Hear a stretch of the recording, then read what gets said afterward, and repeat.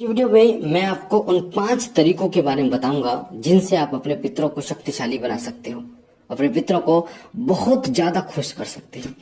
ये 5 तरीके हैं बहुत आसान और इनसे आपके पितर जो है वो बहुत ज्यादा प्रसन्न होते हैं।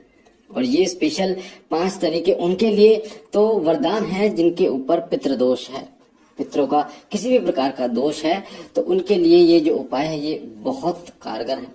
ये 5 तरीके अपनाने के बाद आपके पितृ शक्तिशाली होंगे और हर प्रकार से आपकी रक्षा करेंगे।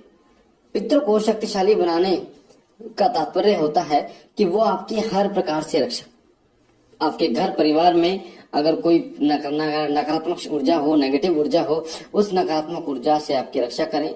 कोई दुर्घटना हो, ऐसी घटना जब आप बाहर जाते हैं और वो घटित होने वाली हो किसी भी कारण से, तो उससे आपकी रक्षा करते हैं। आपके ऊपर कर्ज वगैरह नहीं चढ़ने देते। बरकत करने का जो कार्य है वो आपके पितृ करते हैं। संतान संबंधी जो समस्या है उनका निवारण आपके पितृ करते हैं। तो जब आपके पितृ बहुत खुश हो जाते हैं तो वो एक सुरक्षा कवच की तरह आपके साथ रहते हैं और आपकी हर प्रकार से रक्षा करते हैं।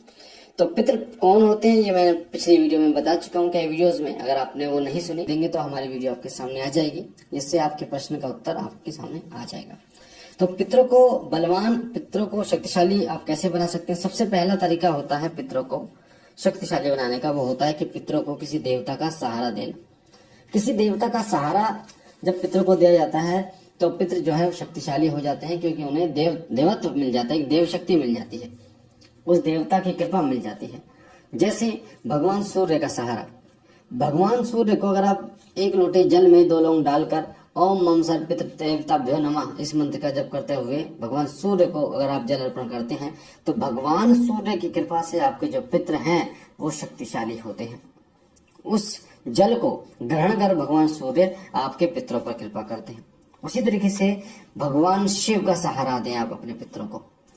जब भी आप मंदिर जाएं, बाबा भोलेनाथ के शिवलिंग पर जब जल चढ़ाएं तो पितरों का मंत्र पढ़ते हुए आप ओम मम सर पितृभ्यो नमः, ओम मम सर पितृभ्यो नमः इस मंत्र का जप करते करते आप भगवान शिव पर अगर आप जल चढ़ाते हैं तो आपका पितृ जो है वो बलवान होते हैं, शक्तिशाली होते हैं।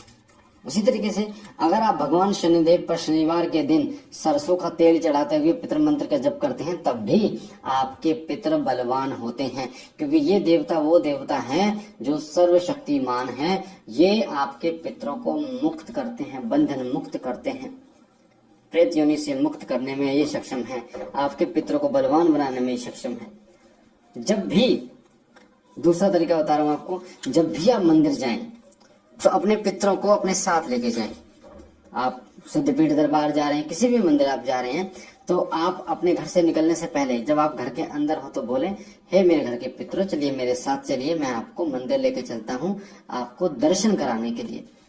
तो जब आप इस प्रकार बोलेंगे तो आपके पितर आपके साथ हो लेंगे और वो मंदिर जब प्रवेश करेंगे तो मंदिर में सकारात्मक ऊर्जा उन्हें प्राप्त होगी और इससे क्या है, आपके पितर बलवान होंगे। पर एक चीज का ध्यान रखना, जब आप वापस आओगे मंदिर से बाहर निकलने से पहले फिर आपको ये बोलना है कि हे मेरे घर के पितरों, आप चलिए मेरे घर चलिए।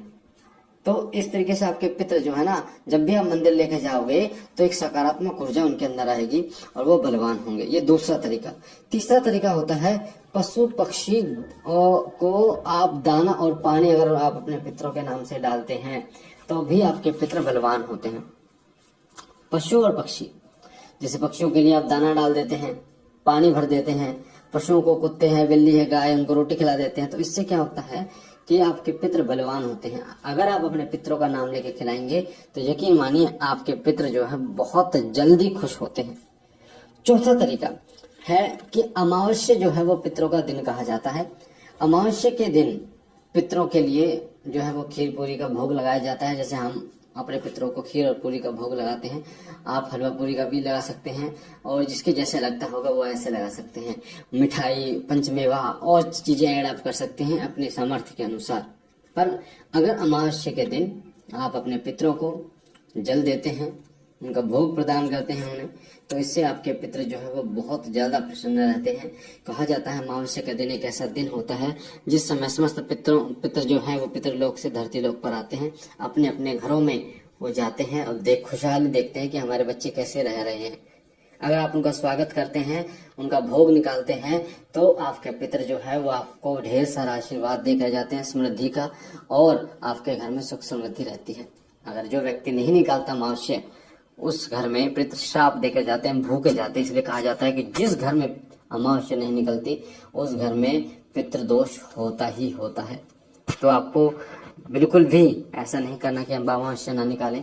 अमावस्या की सुबह अपने पितरों का भोग जरूर दें।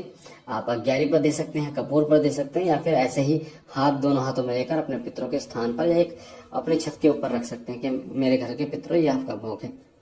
पांचवा जो तरीका है वो है बहुत ही अद्भुत तरीका, जिससे आपके पितरों को शक्ति मिलती है और आपके पितर प्रसन्न होते हैं। वो है कि जब गाय जब आया पे है, तो एक गुड़ की डली, आटे की लोई होती है, आटा जब आप गूंथते हैं तो लोई बन जाती है, 2 लोई उसमें गुड़ की डली डाल के, और उस गुड़ की डली में थोड़ा सा घी लगा के आप अगर अपने पितरों का नाम लेके गाय को खिलाते हैं, तो इससे आपके पितर जो है वो प्रसन्न होते हैं। और कहा जाता है कि गौ माता में समस्त देवी देवताओं का वास होता है, तो इससे गौ माता के जो उपाय करने से आपके पितर भी प्रसन्न होते हैं और समस्त देवी देवता भी प्रसन्न होते हैं। तो जब आप अपने इष्ट की पूजा करते हैं, तो आपके इष्ट आप पर बहुत जल्दी कृपा करते हैं।